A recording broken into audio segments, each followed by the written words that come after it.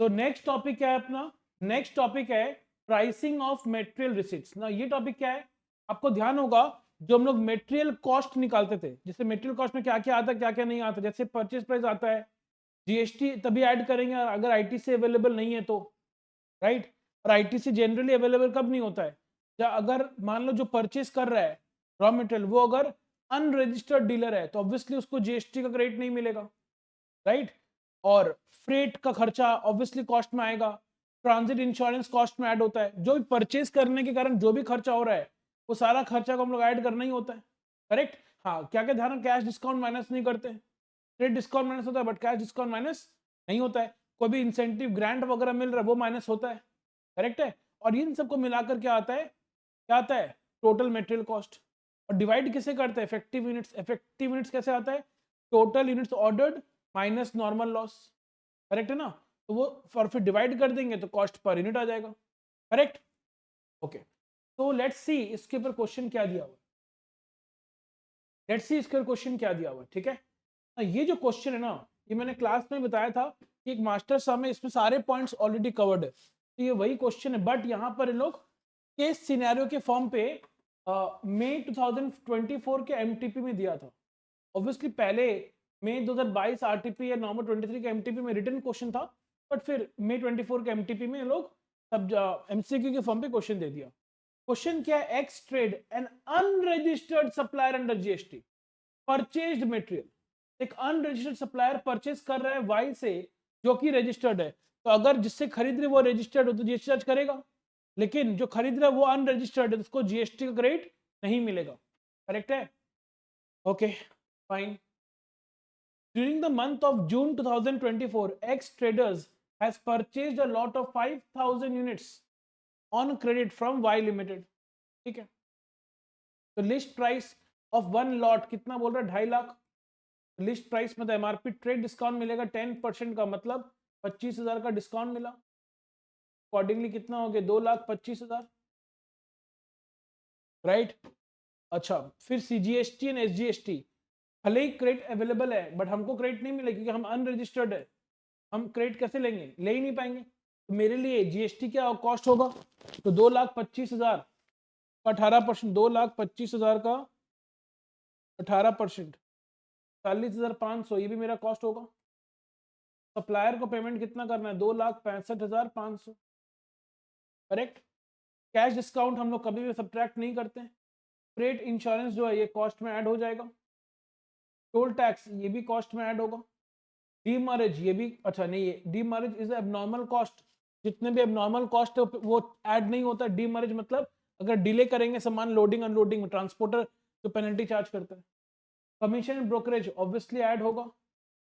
Amount deposited for returnable container and amount refunded returning. Now आप जानते हैं दो तरह का होता है, एक होता है रिटर्नेबल कंटेनर, एक होता है नॉन रिटर्नेबल। नॉन रिटर्नेबल में जितना पैसा वो ले रहा है वो सारा कॉस्ट है। रिटर्नेबल में क्या है? डिपॉजिट माइनस रिफंड, जो नेट कॉस्ट होता है वही कॉस्ट का पार्ट होता है। तो डिपॉजिट किए 30,000, रिफंड आया 20,000 का, तो मेरे लिए कॉस्ट कितना होगा? 10,000 ही होगा। तो ये सारे खर्चे को ऐड करने से कितना आ रहा है? ये सारे खर्चे को add 2,65,500 plus 17,220 plus 5,000 plus 10,000 plus 10,000, 3,07,720, 3,07,720। और इसके अलावा क्या है? Other expense. इसके अलावा क्या दिया हुआ? Other expense. वो कितना बोला? 2% of total cost.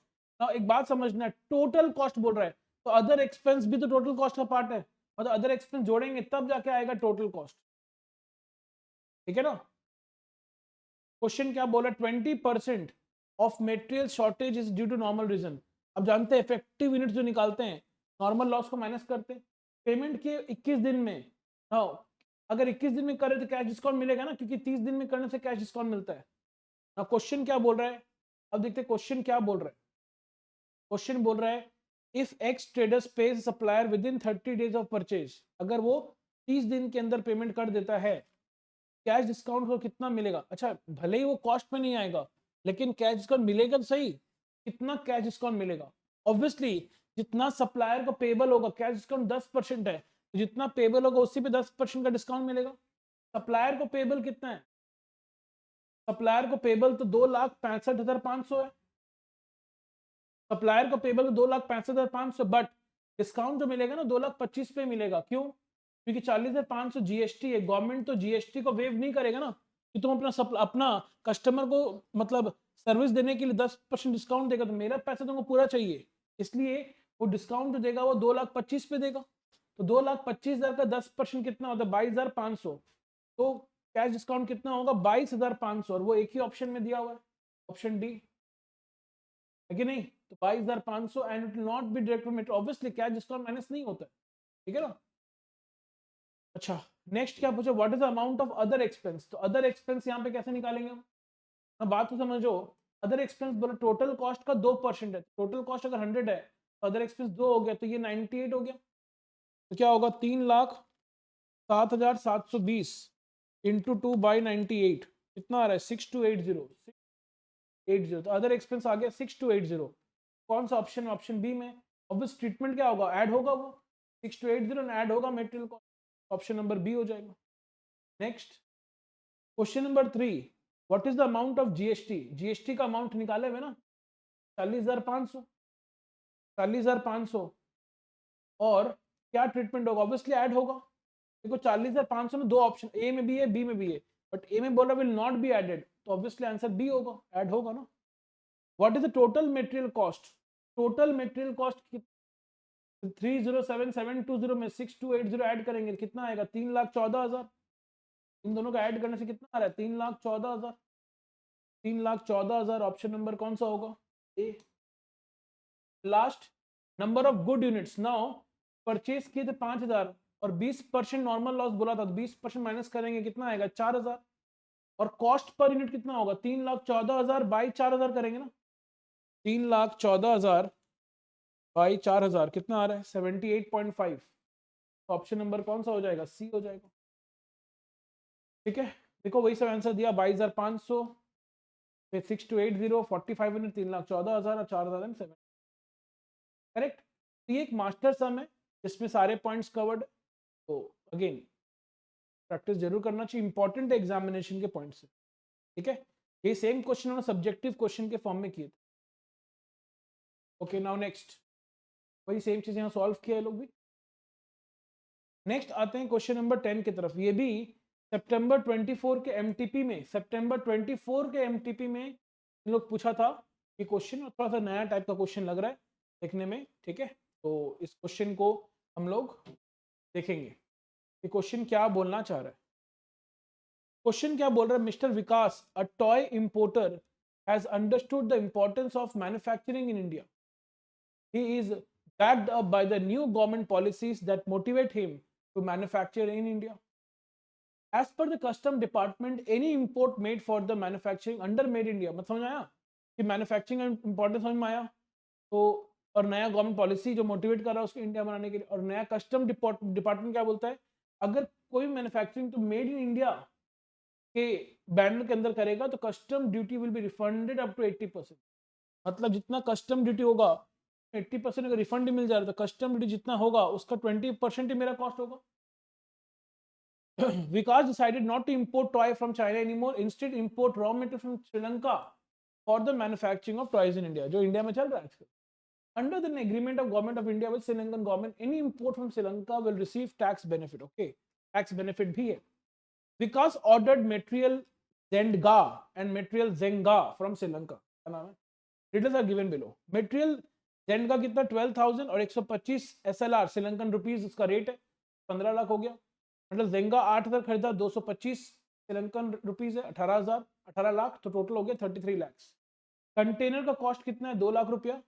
Freight up to loading shipment on ship, एक पेड बाय एक्सपोर्टर ने पेमेंट किया, क्योंकि ऑब्वियसली वहां से up to loading shipment on ship, ship तक पहुंचाने के लिए जहां से खरीदे शिप तक पहुंचाने का लगा 50,000, एक्सपोर्टर पे किया तो क्या हुआ? हमको तो पेमेंट करना पड़ेगा। तो 35,50,000 हो गया FOB, FOB free on board, free on board, ठीक है। उसके अलावा ओशियन फ्रेट कितना लगा? मतलब शिप से लाने का सामान का पैसा खर्चा है $2,000 और इंश्योरेंस $1,500 लगा। आगे ऑब्वियसली सारा कॉस्ट में आएगा, ठीक है। हाँ, खाली एक चीज देखने का, कंटेनर वो रिटर्नेबल है कि नॉन रिटर्नेबल है, बाकी सब तो लग रहा है कॉस्ट में आएगा ही। When shipment reached India, it was unloaded at Chennai port. Vikas requested to put the goods in custom port's warehouse. Vikas, due to cash crunch, was not in a position to pay custom duty and therefore did not file the bill of exchange. Custom authority penalty charge किया, penalty abnormal cost है, वो cost का बात नहीं होगा. Finally, after a month, Vikas filed bills of exchange and paid custom duty of 20%. Custom duty कितना है? 20% on CIF value of the shipment. CIF value किसको बोलते हैं? CIF मतलब कॉस्ट इंश्योरेंस फ्री, मतलब जितना मटेरियल का कॉस्ट है, मतलब परचेज कॉस्ट, इंश्योरेंस का वैल्यू और फ्रेट का वैल्यू, ये तीनों मिलाकर जितना है उस पर 20% कस्टम उसने पे किया। ठीक है, तो कॉस्ट कितना है? रॉ मटेरियल कॉस्ट कितना है? 33 लाख, 33 लाख, बट ये एसएलआर में। ठीक है, ये एसएलआर में। इंश्योरेंस कितने का लगा? $1500, ये ऐड हो नहीं पाएगा। और क्या बोला? फ्रेट का बात किया। फ्रेट एक तो 50,000 श्रीलंकन रुपीज में ये पेमेंट किया है और 2000 फ्रेट लगा, ओशियन का फ्रेट लगा, वो दोनों ऐड होगा। तो इन सभी को ऐड करके जितना वैल्यू आएगा ना, उसका 20% कस्टम ड्यूटी है। लेकिन कॉस्ट में 20% तो कस्टम ड्यूटी, उसका 20, क्योंकि क्वेश्चन क्या बोला था कि कस्टम ड्यूटी 80% रिफंड हो जाएगा, जितना कस्टम ड्यूटी आएगा उसी का उसका 20% कॉस्ट में आएगा, जितना कस्टम ड्यूटी आएगा उसका 20% कॉस्ट में आएगा। ठीक है, IGST was also applicable at 18% combined value of CIF and custom duty paid. जितना कस्टम ड्यूटी पेड है प्लस, क्योंकि समझो एक मिनट, हम लोग कस्टम ड्यूटी पेमेंट कितना करते? 20% पूरा फुल पेमेंट करते हैं, लेकिन उसमें से 80% क्या मिल जाता है? रिफंड मिल जाता है। यहां पर क्या लिखा है कि 18% IGST किसमें? CIF वैल्यू और कस्टम जितना पेमेंट के, पेमेंट तो पूरा ही किए, 80% रिफंड मिल जाएगा, पे तो फुल कर रहे हैं, तो full custom duty plus CIF मिला के जितना वैल्यू आएगा उसके उस पे 18% क्या लगेगा? IGST लगेगा। वेरी इंपॉर्टेंट, ध्यान दीजिएगा। Spend further some 12,500 to bring the imported goods to his factory. Obviously ये भी कॉस्ट का पार्ट होगा, खरीदने के कारण खर्चा है ना। Inspection of the goods was done and it was found that 5% of the goods were broken. क्या दिखा? 5% सामान बर्बाद हुआ। It came to management as a surprise because generally such rate of defects on import is 8%। ठीक है, management को surprise लगा कि जनरली 8% बर्बाद होता है। तो जनरली क्या होता है उस बात से मतलब नहीं है। अभी क्या हुआ? 5% बर्बाद हुआ, और जब भी लॉस परसेंटेज में दिया रहता है तो वो नॉर्मल लॉस होता है। 5% मेरे लिए क्या हो गया? नॉर्मल लॉस हो गया।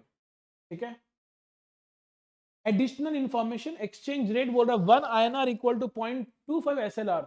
ये ना हमको गड़बड़ लग रहा है भाई, श्रीलंकन रुपीस कब से महंगा हो गया है कि नहीं? हालत खराब है श्रीलंका का। तो ये उल्टा होना चाहिए था मेरे हिसाब से कि 1 SLR equal to 0.5, 175 INR, that's fine enough. IGST का क्रेडिट अवेलेबल है, मतलब IGST ऐड नहीं करना है। ठीक है, containers are refunded at INR 38,000। और रिफंडेबल है तो जितना कॉस्ट होगा, क्योंकि एक बात समझना, ये INR 38,000 है और यहाँ पर कंटेनर ये SLR में, तो पहले कन्वर्ट करके फिर माइनस करेंगे। Srilankan and Indian brokers are paid commission by factory, by Vikas and factory cost. तो factory cost कितना है? 33 lakhs है। Indian broker charge 6%, Srilankan broker charge 12%. CIF cost insurance freight includes FOB free on board, मतलब जो cost है free on board। ठीक है, insurance and ocean freight. FOB का मतलब क्या होता है? मतलब ये कॉस्ट का एक्चुअल मतलब क्या है? Free on board. Free on board मतलब, फ्री ऑन बोर्ड मतलब कि बोर्ड में चढ़ने से पहले, मतलब जितना मेरा फैक्ट्री कॉस्ट है उसी का बात हो रहा है। Insurance and ocean freight, insurance भी आएगा और ओशियन फ्रेट भी आएगा। तो CIF में क्या क्या आएगा? फ्री ऑन बोर्ड आएगा, इंश्योरेंस आएगा और ओशियन का जो फ्रेट है वो भी आएगा। ठीक है, वो तो पता है अपने को। You required to answer the following question. क्या क्या question? What is the cost of shipment to be recorded by Vikas? Cost, total cost, total cost तुमसे पूछ रहा है। ठीक है, टोटल कॉस्ट पूछा है तो बिना लिखे लोग यहीं से देख लेते हैं। जैसे ऑब्वियसली फैक्ट्री कॉस्ट तो आएगा ही। फैक्ट्री कॉस्ट हम लोग को सबसे पहले CIF वैल्यू निकालना इंपॉर्टेंट है। तो CIF में कॉस्ट आता है, कॉस्ट में 18 और 15 33 लाख, बट ये INR में नहीं है। 1 SLR इक्वल टू 0.25 है, तो 33 lakhs इंटू 0.25 इंटू 0.2 कितना हो रहा है? 8,25,000। चेक करते 8,25,000 है कि नहीं? हाँ सर 8,25,000 है। फिर उसके बाद क्या है, हम लोग को CIF वैल्यू पहले निकाल रहे हैं हम लोग। कंटेनर कॉस्ट बाद में देखेंगे, CIF में तो नहीं आएगा ना। इंश्योरेंस और फ्रेट आएगा। फ्रेट कितना है? 50,000। 50,000 इंटू 0.25 कितना? 12,500। 12,500। उसके अलावा ओशन फ्रेट 2,000 इंटू 75 1.5 लाख होता है, 1.5 लाख। और उसके अलावा इंश्योरेंस $1,500 है इंटू 75, 1,12,500। तो टोटल CIF वैल्यू कितना आ गया? 11 लाख। टोटल CIF वैल्यू कितना आ गया? 11 लाख। ठीक है, तो यहां से अभी कौन सा कॉस्ट बाकी लेना? Container cost. बोला ना ये FOB दिया हुआ था, ये बोला था ना कि भाई कॉस्ट में क्या आता है? Include FOB, insurance and ocean freight. ठीक है, अब हम लोग को यहाँ पे क्या क्या बाकी है, क्या क्या कॉस्ट लेना बाकी है? एक तो कंटेनर कॉस्ट लेना बाकी है, तो 2 लाख इंटू 0.25 इसे माइनस कर लेंगे, कितना? 38,000। 2 लाख इंटू 50,000 माइनस 38,000 कितना होगा? 12,000 होगा। ये देखो कंटेनर का कॉस्ट कितना हो गया? 12,000। ये और क्या है? फ्रेट ले चुके हैं, ये ले चुके हैं। कस्टम पेनल्टी नहीं आएगा। कस्टम ड्यूटी ऐड करना है। CIF वैल्यू का 20% कस्टम ड्यूटी है। CIF वैल्यू 11 लाख है, 11 लाख का 20% 2,20,000। बट गवर्नमेंट हमको 80,000 हम पेमेंट किए होंगे, 2,20,000, बट गवर्नमेंट हमको 80% रिफंड कर दिया, तो मेरे लिए एक्चुअल कॉस्ट उसका 20% ही हुआ, 44,000। देखो यहाँ पर कस्टम ड्यूटी कितना लिया? 44,000 लिया हुआ है। IGST लेना ही नहीं है कॉस्ट में, बिकॉज उस पर क्रेडिट अवेलेबल है, राइट। और क्या खर्चा है? कस्टम ड्यूटी का बात होगी, ये तो नॉर्मल लॉस का बात कर रहा है और कुछ नहीं है। 12,500 हम लोग और खर्चा की गुड्स को लाने के लिए, बट क्वेश्चन हमसे शिपमेंट कॉस्ट पूछा है। क्वेश्चन हमको क्या निकालने बोला है? Shipment cost, total cost shipment, सामान शिप करने का, मंगवाने का कितना खर्च लगा। तो मंगवाने का खर्च थोड़ी ना है, वो तो फर्दर स्पेंड किया ना, फैक्ट्री में लाने का खर्चा है वो। तो पहले कॉस्ट ऑफ शिपमेंट पूछे, इसलिए वो ऐड नहीं होगा, उसमें ऐड नहीं होगा। टोटल कॉस्ट निकालने बोलेगा तो ऐड होगा, तो कॉस्ट ऑफ शिपमेंट पूछ रहा है। अच्छा, इसके अलावा एक चीज है, कमीशन जो पे किए इंडियन और श्रीलंकन ब्रोकर्स लोग को, करेक्ट, पेमेंट किए ना, टोटल 18% पेमेंट किए हैं। और इसमें ऐड ऑन फैक्ट्री कॉस्ट, तो 33 lakhs का, 33 lakhs था ना फैक्ट्री कॉस्ट, तो 33 lakhs का इंटू 0.25 करते हैं, 8,25,000 है, और उसका 18% 1,48,500। ब्रोकरेज तो मंगवाने का खर्चा, शिपमेंट का खर्चा, मतलब सामान मंगवाने के कारण ब्रोकरेज लगा ना, 1,48,500। बस यही सारा खर्चा है, मिलाकर कितना आ गया? 13,04,500। 13,04,500। ठीक है, 13,04,500। ऑप्शन नंबर कौन सा हो जाएगा? बी हो जाएगा। अब क्वेश्चन नेक्स्ट क्या बोल रहा है?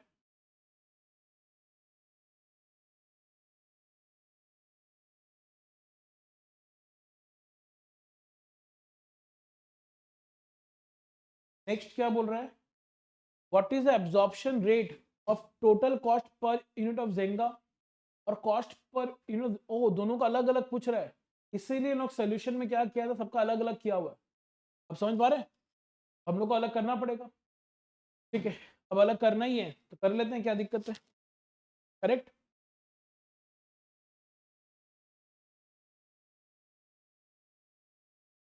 तो अलग अलग करना है। पहला बात है फैक्ट्री कॉस्ट, दोनों का अलग अलग पता है ना हमको। इसका 15 लाख है, इसका 18 लाख है, तो 15 लाख इंटू 0.25 कितना होगा? 3,75,000। और 18 लाख इंटू 0.25 4,50,000, इसलिए उस बेसिस में अलग किया है लोग। ये देखो, 3,75,000 और 4,50,000। लेकिन जो फ्रेट है, फ्रेट 50,000 था ना श्रीलंकन रुपीज, जो 12,500 आया था, उसको अलग कैसे करना बताया नहीं है। ऑब्वियसली फ्रेट किस पे डिपेंडेंट होता है? क्वांटिटी के ऊपर। क्वांटिटी के ऊपर ये 12,000 यूनिट और 8,000, 3:2, 3:2 में डिस्ट्रीब्यूट करना होगा। 12,500 को 3:2 में करेंगे 7,500 और 5,000 ही आएगा। ओशियन फ्रेट 1.5 लाख लगा है। फ्रेट किस पे लगता है? क्वांटिटी के बेसिस में अगेन, तो 3:2 के रेशियो में 90,000 और 60,000। इंश्योरेंस, ये आपको पता ही है इंश्योरेंस किस पे डिपेंडेंट है? वैल्यू के ऊपर होता है ना। आपका इंश्योरेंस प्रीमियम जो लगता है वो वैल्यू के ऊपर जितना ज्यादा वैल्यू का होगा उतना ज्यादा प्रीमियम होगा। तो वैल्यू जो है 3,75,000 और 4,50,000 उस रेशियो में डिस्ट्रीब्यूट करेंगे। कैसे करेंगे? 375/825, 375/825 इंटू 1,12,500, 51136 वही दिया हुआ है। रिमेनिंग यहाँ आ गया। अकॉर्डिंगली CIF वैल्यू हम लोग अलग कर ली। कस्टम ड्यूटी भी वैल्यू के बेसिस में डिस्ट्रीब्यूट होगा, तो वैल्यू के ऊपर ही लगता है। मतलब सिंपली आप ऐसे भी कर सकते हैं, ये जो CI वैल्यू उसका 20% यहाँ आ गया, उसका 20% यहाँ आ गया, हो गया कस्टम ड्यूटी। 20 का 20% ना, 20 का 20%, ये 20% है और 20% आपको रिफंड नहीं मिला। 523,636 इंटू 20% इंटू 20%, 20945 आ रहा है। अकॉर्डिंगली दोनों का वैल्यू आ गया। पेनल्टी ऐड करना नहीं है। कंटेनर का तो 12,000, कंटेनर कॉस्ट किस पे डिपेंडेंट? क्वांटिटी के ऊपर, 3:2 में डिस्ट्रीब्यूट कर लिया यहाँ पर। ब्रोकरेज वैल्यू के ऊपर डिपेंडेंट है ना, जितना फैक्ट्री को 3,75,000 का 18% और 4,50,000 का 18%, अकॉर्डिंगली अलग हो जाएगा बाय डिफॉल्ट। ठीक है, इस तरह से टोटल कॉस्ट दोनों का डिस्ट्रीब्यूट हो गया। एक जो तुमको डाउट होगा, तो एक खर्चा हम लोग कंसिडर नहीं कर रहे हैं यहाँ पर, वो है 12,500 जो स्पेंड किया था गुड्स को फैक्ट्री में लाने का, वो भी तो ऐड होना चाहिए। इसलिए एज इन लोग ICI अपने सोल्यूशन में ऐड नहीं किया, इसलिए देखो मैंने यहाँ पर कुछ लिखा है। क्या चीज? क्वेश्चन को मॉडिफाई हम लोग कर रहे हैं। क्या? Ignore this information by solving the question, spend further some 12,500 to bring the imported goods. हिसाब से इग्नोर नहीं करना चाहिए, बट ICI ने यहाँ पर क्या किया? इसको इग्नोर किया। ठीक है, ऑप्शन नहीं है, हम लोग भी इग्नोर यहाँ पर कर रहे हैं। राइट, और नंबर ऑफ यूनिट्स 12,000 और 8,000 था, और हम लोग यूनिट्स के लिए क्या करते? नॉर्मल लॉस माइनस भी करते। 5% था ना नॉर्मल लॉस, 600 और 400, अकॉर्डिंग यूनिट्स था 11,400, 7,600। कॉस्ट को डिवाइड किए, दोनों का रेट आ गया 54।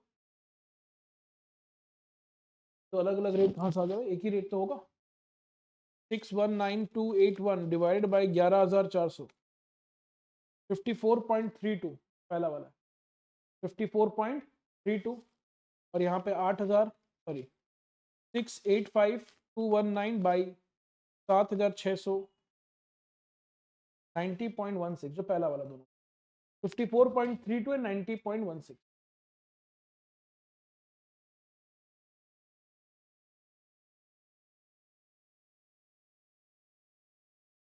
अब प्रॉब्लम क्या है?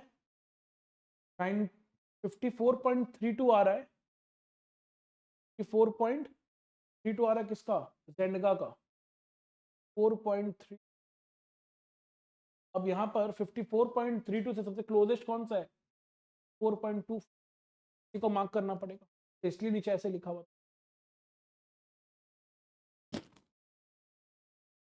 ठीक है,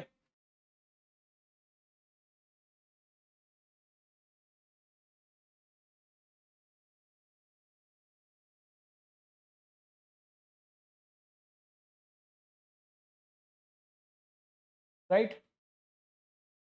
और 90.16 है, तो क्लोजेस्ट कौन सा होगा? 90.16, तो क्लोजेस्ट कौन सा होगा? 90.28।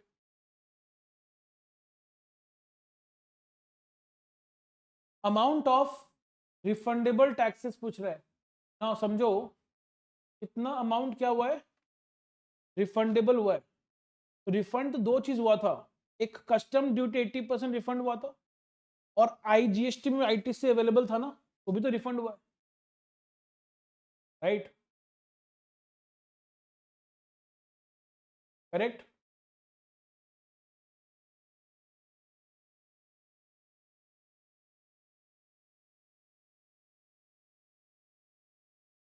तो उसके लिए पहले हम लोग को दो चीज निकालना पड़ेगा कि टोटल कस्टम ड्यूटी कितना लगा, टोटल IGST कितना लगा। कस्टम ड्यूटी तो निकाला हुआ था ना 2,20,000, इसमें से 44,000 ही हमको पे करना पड़ा। इसमें रिफंड कितना आया, 1,76,000 रिफंड आया। तो रिफंड कितना है, 1,76,000 प्लस रिफंड किसका, IGST का भी है। और IGST कितना है, IGST कितना था, IGST 18% combined value of CIF and custom duty paid. CIF 11 lakh plus 2,20,000 जितना आया उसका 18%, 2,37,600 दोनों को मिला दें 413,600, 413,600। तो ऑप्शन नंबर क्या हो जाएगा, ए, 413,600। 11 लाख और कस्टम ड्यूटी 2,20,000 का था ना, 13,20,000 का 18%, 2,37,600 1 लाख 4,13,600। क्वेश्चन नंबर 5 बोला if loss of goods was 9% instead of 5%, loss 5% का होता, बोला उसके बदले अगर 9% होता तो पीएल में आप कितना चार्ज करते, अब पीएल में चार्ज कितना करते। ठीक है, तो ऑब्वियसली हम लोग जनरली हम लोग का लॉस कितना होता है, 8% ही होता है ना, जनरली 8% का लॉस होता है। लेकिन एक्चुअल में अगर 9% का हो जाए तो वी हैव अ एक्चुअल 9% होता तो we have abnormal loss of 1%, abnormal loss of 1%। तो